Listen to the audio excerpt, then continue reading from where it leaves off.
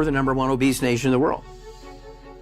The medical theory is that people are obese or overweight because they eat too much, they don't exercise enough. I mean, there's 2 fitness centers on every corner and every street now. And yet, we're the #1 obese nation in the world. That's because obesity has nothing to do with lack of exercise or eating too much. His greatest impact on our world is just helping people understand the benefits of better nutrition.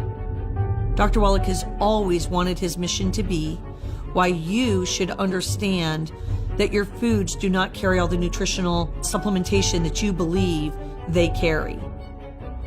The work that he has done for 50 years, it was based on the foundational, fundamental nutrients that your body needed. What the deficiencies of those nutrients actually meant and how they all tied together to create an entire pathology of disease and illness. Nothing changes in Dr. Wallach's mission. It is change the world through nutrition. If something is illegitimate, false, he calls it out, even if it means alienating the entire medical community. He doesn't care. He cares about the truth. He is so brilliant when it comes to nutrition and understanding nutrition and the need for supplementation at the cellular level. I realized when I was 9 years old as a kid that nutrition played a great part in diseases that even doctors didn't know what to deal with. And that's how this all started.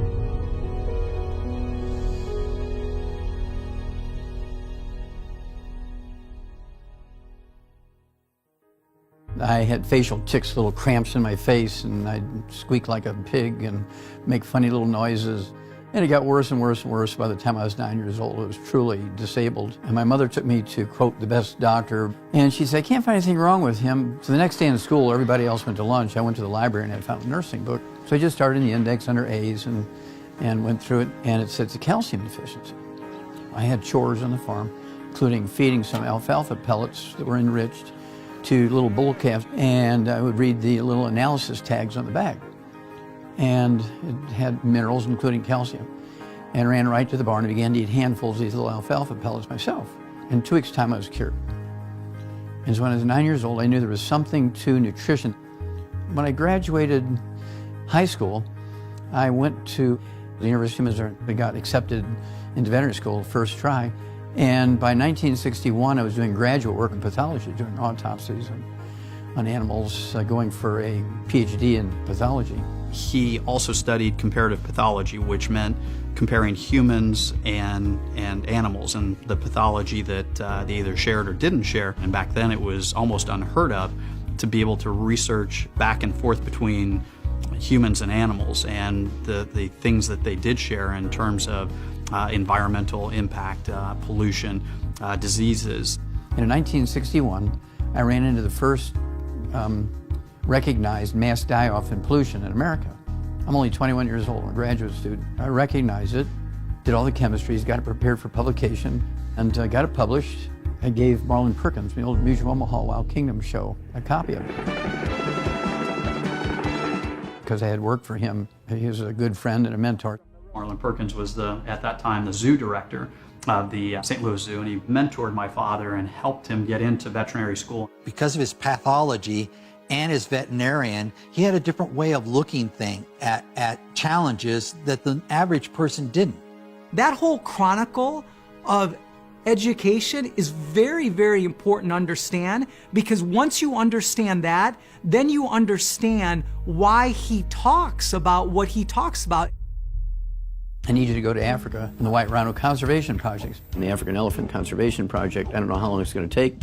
They're rapidly disappearing because land was being gobbled up for farming and ranching, and they require a lot of land for food. I went to South Africa on that project at the Shlishlui and Umfolozi Game Reserve.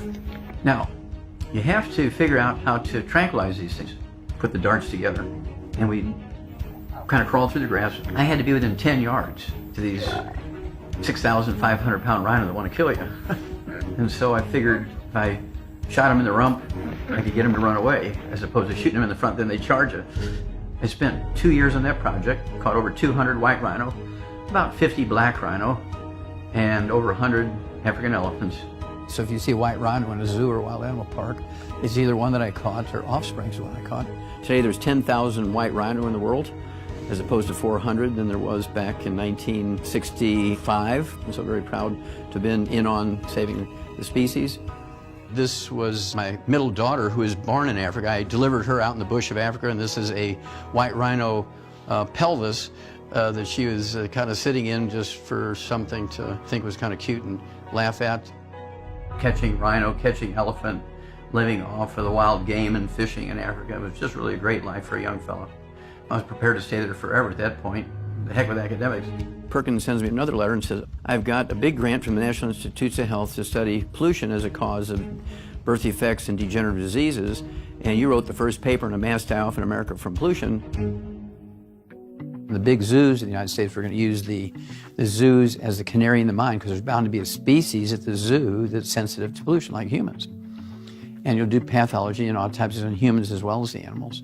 So I went back to Washington University in St. Louis. This was called the Center for the Biology of Natural Systems. It was the St. Louis Zoo in 1967. It was a 10-year project, did 20,000 autopsies, 17,000 some change of over 454 species of zoo animals and 3,000 human beings. It turns out that pollution has nothing to do with causes. All deaths from natural causes are caused by nutritional deficiencies, but nobody had done 454 species until my project. What I found was that every vertebrate, whether you're a hummingbird or a flamingo, or you're a turtle or a fish or an elephant, a rat, a dog, cat, pig, or a human being, all vertebrates require the same nutrients. 60 minerals, 16 vitamins, 12 amino acids, 3 fatty acids. If they're deficient in the same nutrient, all vertebrates got the same deficiency disease. Nobody ever thought of that before, and that was the beginning of the science we now call epigenetics, before there was the word. These 20,000 autopsies and all these chemistries and slides went into a 1,200-page book that sold for $140 back then. It had never been a book like it before. The disease of exotic animals, of course, is one of my great treasures because it represented the 10 years of actual work. It was in the Smithsonian Institute as a national treasure.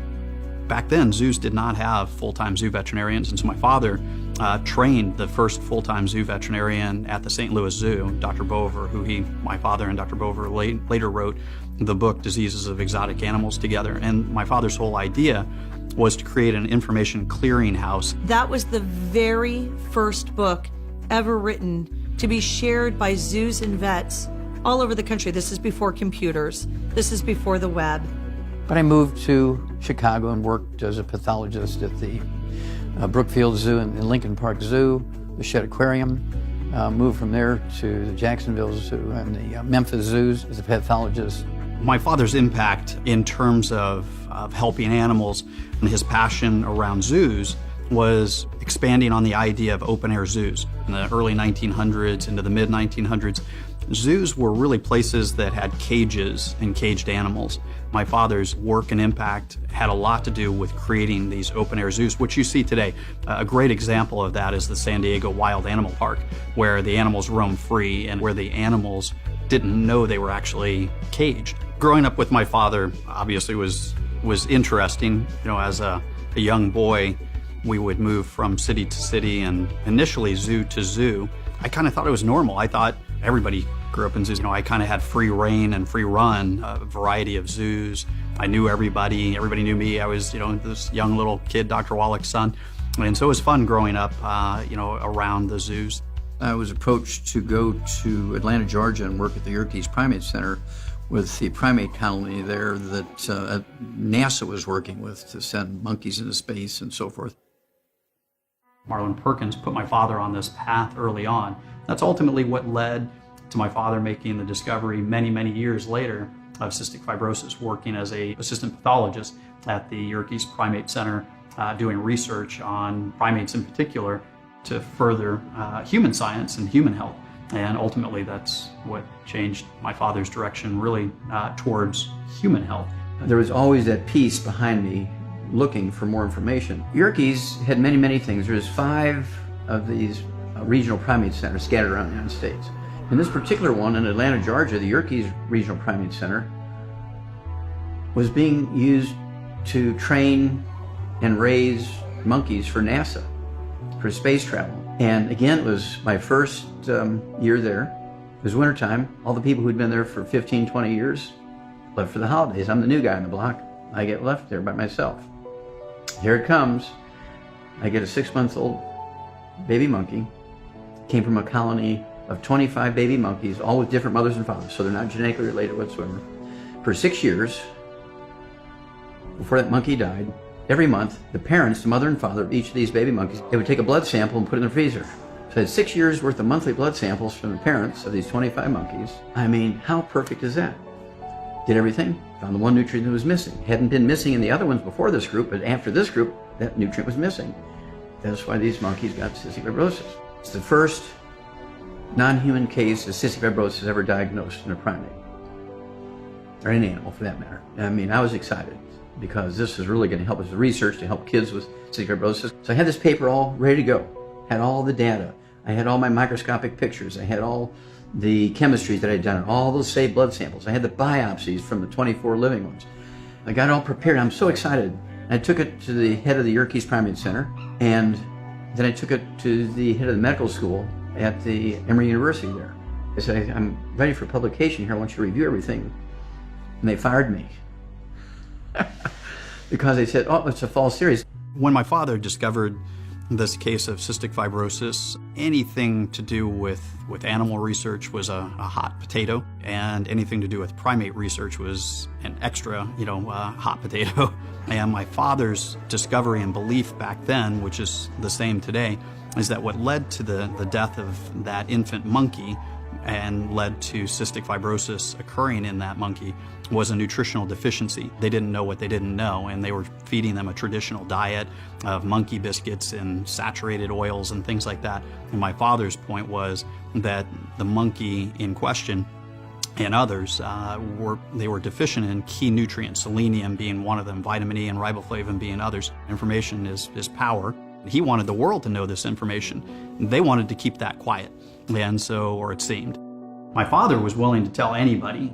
He was driving the media attention to get this message out, to get the story out, to get the information out. Wallach claims he discovered cystic fibrosis in the organs of a dead monkey while working 2 years ago here at the Yerkes Primate Research Center in Atlanta. Proper selenium levels in her diet, we can, if we're correct, then we'll be able to prevent what is called cystic fibrosis. So is he a radical rebel with a cause? Without a doubt, and he's the best one at it.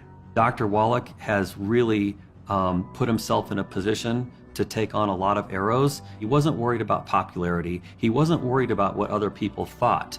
What he was most concerned about is how he could impact people and do the right thing and just simply tell the truth. He has this belief and this knowledge, 50 years of scientific research. And I already know for sure, I don't care if he gets knocked down another 20 times. He will get up that 21st time. I've seen my father deal with a lot of blows that would cause most people to just curl up in a ball and quit.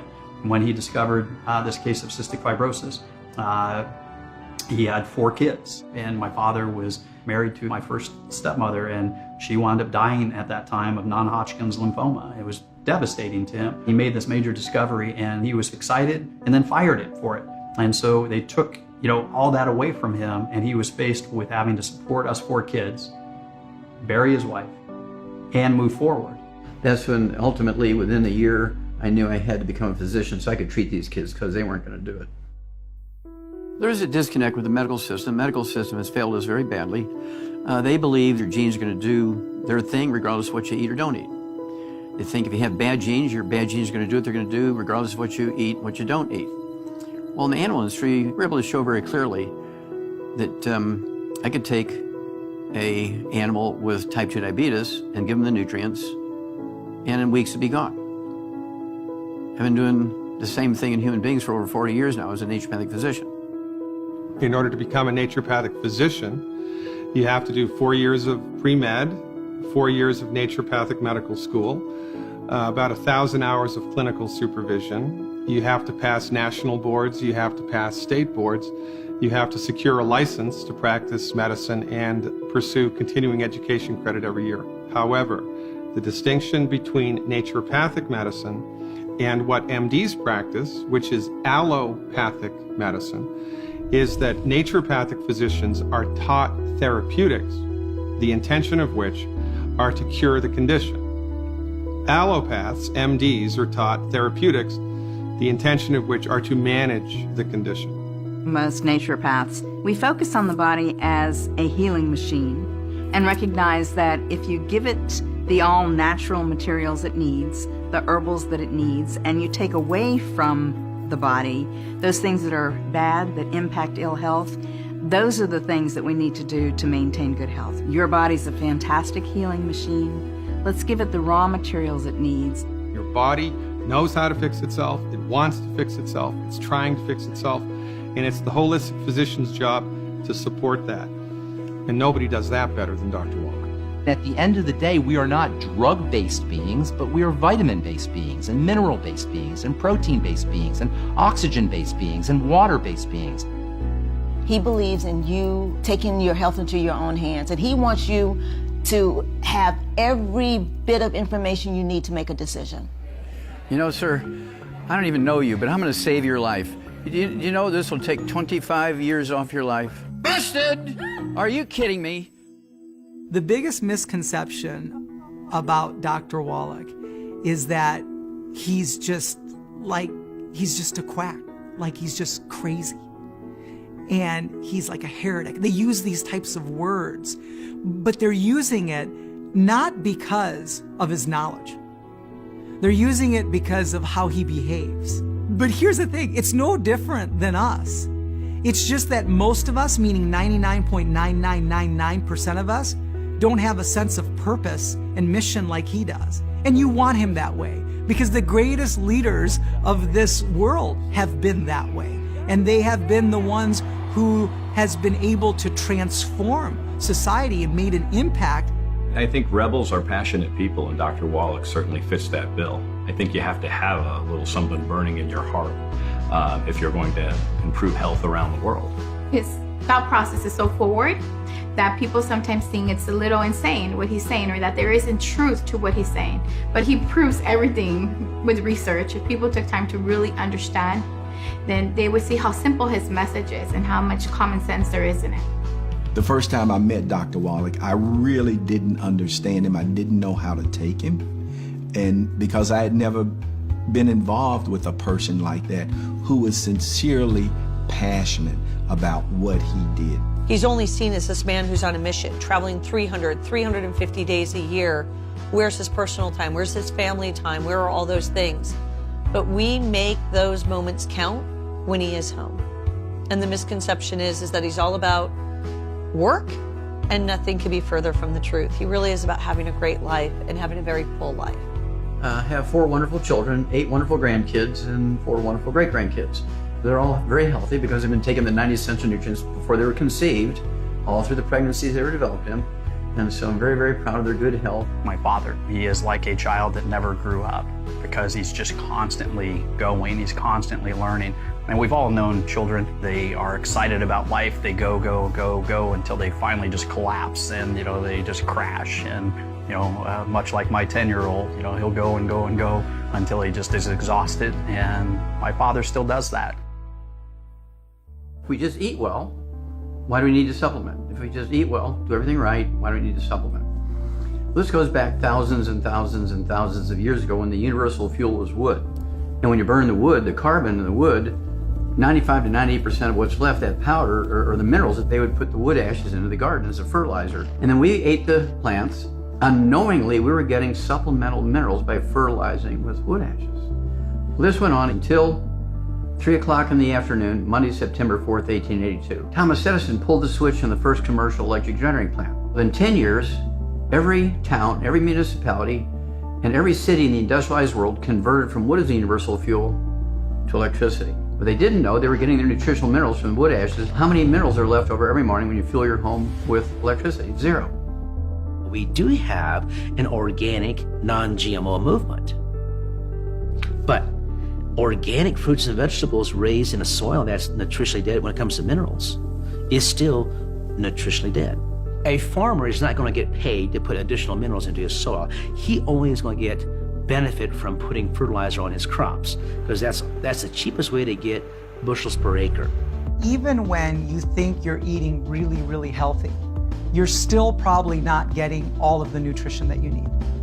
And the reason why that is because the nutrition that you're getting is dependent on the nutrition that you're taking in, which is dependent on the foods that you're eating, which is dependent on the soils that those foods were being grown in. You're not getting the nutrients even from that organic, pesticide-free broccoli because the soil that it's grown in is not cared for. U.S. Senate Document 264, published in 1936, they said 85% of our farm soils are totally depleted of minerals.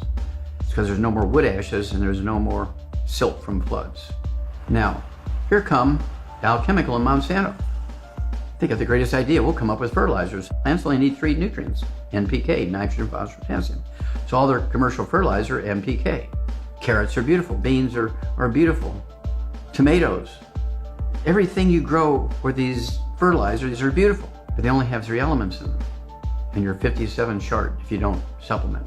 Now, I do have to give some credit to my agricultural professor, William Albrecht from the University of Missouri. He was an icon. Dr. Albrecht developed not only the first theory and popularized it, that just because you have 2 oranges doesn't mean they have the same nutrient content. And he also popularized the idea and the theory that just because something is grown in the soil or in the ground doesn't mean it's the same as that same thing grown somewhere else in different soil, that nutrients aren't the same in all places. His last name now is actually the most common and popular soil science quality scale. It's called the Albrecht scale. And the Albrecht scale is the rating of the healthfulness of agriculture soil.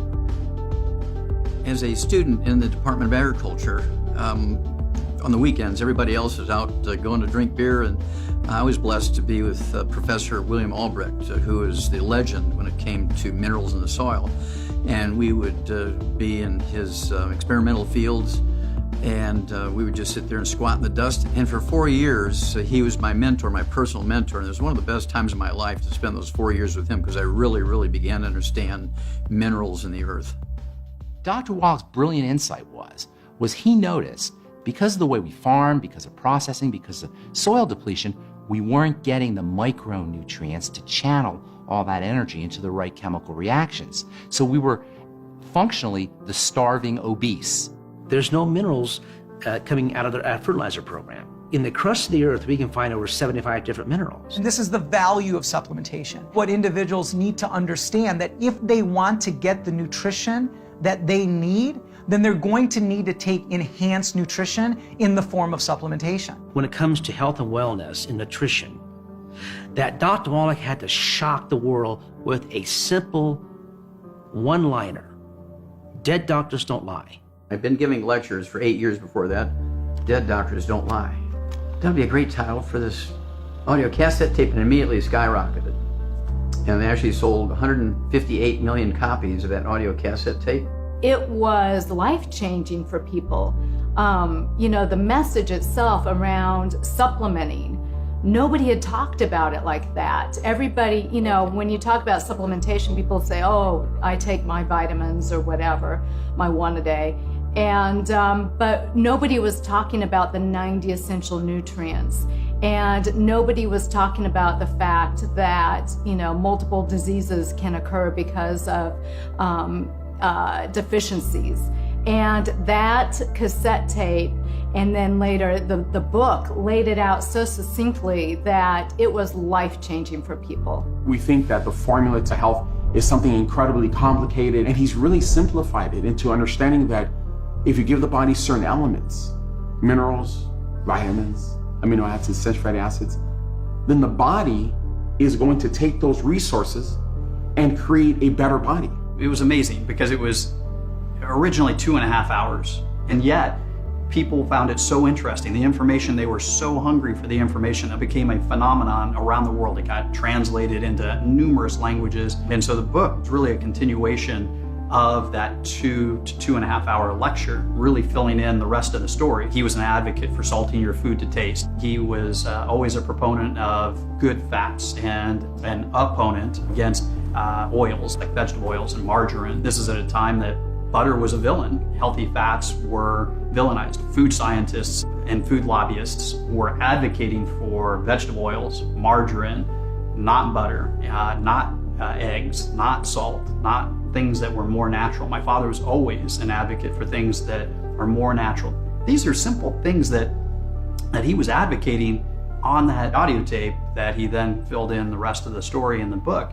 The whole world has flipped to where this is not controversial information anymore. It's common mainstream information. And today he's been proven right. Dead Doctors Don't Lie is the most widely distributed health lecture in history. One of the gratifying things today is, of course, is to see that the issues that I brought forth based on those 20,000 autopsies, which flew in the face of the belief at the time that I was quite correct, and that now everybody is going the right direction, and I feel gratified that all that effort was worth it. The reality is my father is a type A plus personality. He sleeps very little per night. He writes his books on flights, and he makes good use of his time. He is very passionate, he's very driven. Epigenetics is all of my clinical work and all the continuing science. Genetics will determine your eye color, your hair color, your skin color. As soon as the sperm fertilizes the egg, your genetics will determine if you're an XX female or XY male. But there's an overextension of this exciting new field of genetics. It's epigenetics. That is how an environmental factor, including nutrition or the lack of nutrition, but also environmental factors like pollution and what a developing fetus encounters, whether it's lack of nutrients, adequate nutrition, chemical exposure, good clean water or bad water. Epigenetics is replacing genetics because epigenetics says that your genes, your DNA, your RNA, and your telomeres requires 16 minerals, 16 vitamins, 12 amino acids, 3 fatty acids, 90 essential nutrients. As I began to lecture around the world on the subject of epigenetics and starting to downplay genetics, this began to draw fire from the pharmaceutical industry, from the government, from the FDA. At the time, it was uninteresting. Nutrition was uninteresting to science and scientists in general. They were sure that genetics, that bacteria, that viruses, that pharmaceutical drugs held the answer, that DNA held the answer. DNA holds part of the answer. Today, epigenetics is the hottest topic in the field of scientific research because it holds the key. It holds the key to everything. But the challenge with epigenetics is that there are so many possibilities. He's never been tied to a certain set of research or a food company or a drug company or the dollar. He's just been committed to his heart and what he knew. The one thing that people should understand about Dr. Wallach is he is not going to be stopped. He's not going to be stopped by the FDA. No one wants to take on the FDA. No one wants to go through that battle. Dr. Joel Wallach has triggered a health freedom revolution in the United States and really around the world. The DeShay Act was actually a congressional act that stood in the way of doctors having the sole right to prescribe vitamins and minerals. Clinton Miller, who is the sort of cutting-edge person for the National Health Association, and Shar Murphy and I, the three of us would collect petitions at our various events like 4 times a year. And we would bring these petitions to actual committees in Congress and say, hey, you can't make vitamins and minerals prescriptions. That's like saying you're going to make an egg a prescription item here. And so people have to have the right to get these things themselves without having to get a prescription from a doctor. Of course, doctors didn't like that. So they actually had charges brought against us and have people arrested. We were always chased by detectives and watched and so forth. Well, since 1994, when the DeShay Act was passed, there's never going to be a possibility where somebody's going to have to go to a doctor and ask for a prescription for vitamin A and vitamin C and selenium and so forth. And we're very gratified about that. And that, if anything's worth a lifetime's worth of work, that alone is worth it. So until DeShay was passed in 1994, supplement companies couldn't make disease risk reduction claims about their products or their ingredients. Our whole goal in enacting the health claim petition process, which is now available through the FDA, was to be able to educate consumers on the benefits of these nutrients and these products. With help of people like Jonathan E. Moore and certainly people like my father, this is now available to supplement companies to be able to file health claim petitions to be able to better educate the general public. consumers can read a label on a dietary supplement and understand what the product's good for and the science behind it. The Nutrition Labeling and Education Act, followed by the Dietary Supplement Health and Education Act, were indispensable to opening the door to health freedom in the United States. Without those acts' passage, it would have been very difficult to get where we are today. So some of the successes that have come about because of the First Amendment litigation and also the change in the statutory law are omega-3 fatty acids reducing the risk of coronary heart disease, folic acid reducing the risk of neural tube defect births, selenium reducing the risk of cancers, antioxidant vitamins reducing the risk of cancers, and on and on. So since the victory in Pearson versus Shalala, where we were allowed for the first time in American history to communicate the information that folic acid reduces the risk of neural tube defect births when in supplement form, the incidence of neural tube defect births in this country has gone way down. So when you submit the information around a health claim petition, it's not a simple process. It's very detailed. You have to accumulate all of the known science, the good, the science that doesn't necessarily support your claim, and the neutral science associated with the nutrients that you're submitting the claims for. Ultimately, we wound up working with Dr. Gerhard Schrauzer, a longtime mentor of my father's, the most notable and accomplished author and researcher of selenium information and research. We also, at the FDA's request, sent Dr. Philip Wenger, another professor very knowledgeable in trace elements, selenium in particular, as well as Jonathan Emord, to the FDA to educate them on the benefits of selenium and the science associated with the claims that we had submitted. Ultimately, the FDA approved our health claim petition and the associated claims, such as selenium may produce an anti-carcinogenic effect in the body and may reduce the risk of certain cancers. If there weren't Dr. Joel Wallach, for example, we would not have been able to produce these results. It takes a person who is a firebrand like Wallach to explode the barriers, blow them up, get them out of the way, because he's insistent on our rights. He's insistent on gaining freedom that will allow us to communicate this life-saving information. So once the health claim petition is authorized, we don't get to patent that information, we don't get to trademark that information. It's available to any company that has that particular nutrient in their products, and the whole goal was to educate the general public. It was not to patent that information or copyright it. It was to make it available to the general public and to help everybody with their health through that process. Our government and the medical system says our children will be the first generation of Americans that do not live as long as their parents. What a terrible projection. And of course, I'm not going to allow that to happen. We'll work day and night. We will work our fingernails off, but we're not going to let that happen.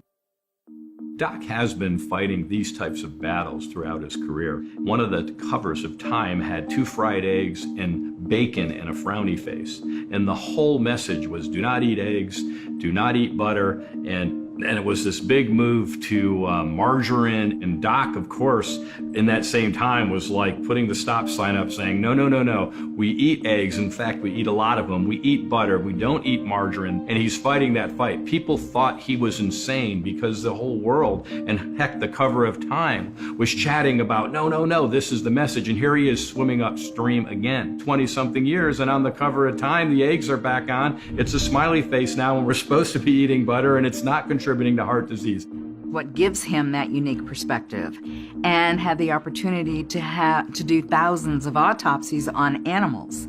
There are not many physicians who have the opportunity to do 15, 20, 100 autopsies. Dr. Wallach has done thousands of autopsies. You get a totally different perspective about what's going on in the human body when you can actually see it, and you see it at the time of autopsy. I remember it vividly, him telling me that it would take probably 100 years before science caught up and gave him credibility for that. Now I think we're mostly there. People that I've met have never ever put 24/7 for 30 years into one thing that they fervently believed in, like Dr. Wallach and his mission for nutrition for the planet. He's had a huge part in really just opening people's minds to the possibilities and really broadening that horizon when it comes to health and wellness and better health through better nutrition. Things where he was getting fired for 30 years ago, now he's winning awards for.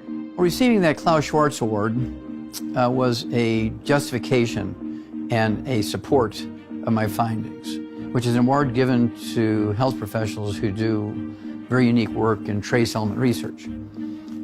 And I was the first naturopathic physician to get it. Usually been given to medical doctors who were medical doctors and PhD in either biochemistry or pathology. Here's the experts in biochemistry of the world saying my findings were not only correct, but useful. Dr. Wallach's work was said to be a joke and that he didn't know what he was talking about. Now the United Nations is inviting him to speak, and they're validating what he's saying. There was a philosopher named Arthur Schopenhauer, and he's famous for saying all new ideas are first ridiculed, then fought, and then accepted. He is on a mission, and he has this vision of exactly how it needs to be. He doesn't change. It's always, who can we help? How can we help them? Dr. Wallach, he still does 300 lectures out of the year, does typically 5 days a week, 2 hours of radio. When he's doing this radio show, he's typically sitting in a hotel room on the telephone with a headset, and it's all coming out of his head. He doesn't have someone feeding him answers like there's other people out there saying this is the answers you should do. I don't think people realize that. They all think, oh, he's looking in a book or something like that. No, it's just his knowledge. I have seen this guy in the course of one day do 4 hours of live radio, 2 hours of television interviews, a 3-hour seminar, travel 2 hours in the car, and be on the phone every minute talking to people that called him on the cell phone to ask him about a particular malady that somebody they knew were dealing with. This guy is 24/7 committed to human beings. Our bodies are designed to maintain health. Healthy is normal. People forget that a healthy state is a normal state. Everybody always thinks that it's so difficult, or it's so complex, or you have to be so perfect. It doesn't take much for you to be nutritionally sound, but what it does take is it takes consistency. I believe that the human being has the capacity to live well beyond 120. We have the capacity to, and this is epigenetic, because given the right raw materials, our cells will repair themselves forever. Today, the vast majority of people understand, including the medical world, understands that we need good access to a baseline of nutrients, but certainly minerals. We can't live without minerals. Humans would cease to exist if we had no access to minerals. It became that message that we need to supplement, and for them to understand that our farming practices, our environmental and ecological practices have negatively affected our access to just the basic nutrition. This is where my father's 90 essential nutrients message comes from, is that it's a baseline of trace minerals, including ultra trace minerals. So really a baseline of ultra trace, trace, and major minerals is the key. That's the foundation. You can't build a house that's going to last without a good foundation. You can't build a great human body without a baseline of minerals. So I go around and give lectures all over the world. People every month come up to me and tell me how I saved their lives, how the information saved their mother, how it saved their kids. You cannot pay for that. You cannot pay for that. That's worth everything.